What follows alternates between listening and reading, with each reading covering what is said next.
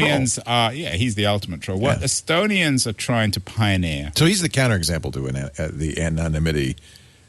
Right. I mean, at least he's accountable for what he says. Even what he says is so appalling. But anyway, coming back to Estonia, I think what they are pioneering, and also Singapore is pioneering, I have a chapter on Singapore, is a new kind of world where we're no longer anonymous.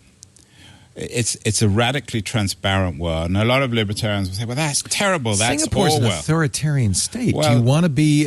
Singapore I'm more ambivalent about, but let's just use the example of Estonia, where there's openness, and the understanding is that, for example, you can't post on Estonian newspapers. You got to use your sort of official account, so you can't have trolls on Estonian newspapers.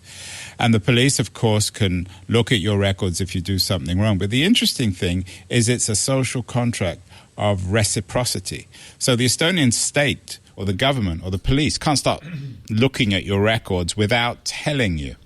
So I think what the Estonians are pioneering is a kind of full transparency, equal transparency. What the Estonians, and I'm ambivalent about this, I'm not convinced it's right, but I talked to their president, and he basically says, look, we live in a post-privacy age.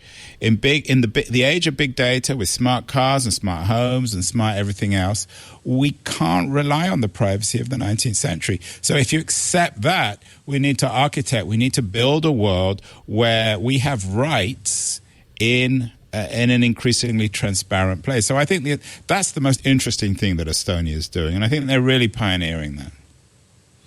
Yeah, you mentioned in here the Marshall and Brandeis article about privacy, which I think, to some degree, really established our modern notions of privacy. And it was built around photography. It was that was the technology that was ruining things. It was the Kodak age. It wasn't the age of Instagram and Twitter, or of iPhones, where everything was so ubiquitous. But they argued for privacy, that it was a human right. Yeah, and I think it is a human right, but in a technological age where it's harder and harder to protect ourselves against privacy, we may need to rethink privacy law.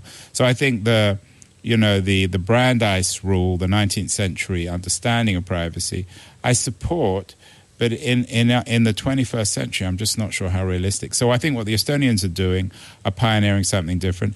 And Singapore, too, in terms of their Smart Nation initiative. Now, I accept the fact that they're not a full democracy, but they're not totalitarian in the way the Chinese are. So the nightmare model of this is, of course, what China's doing.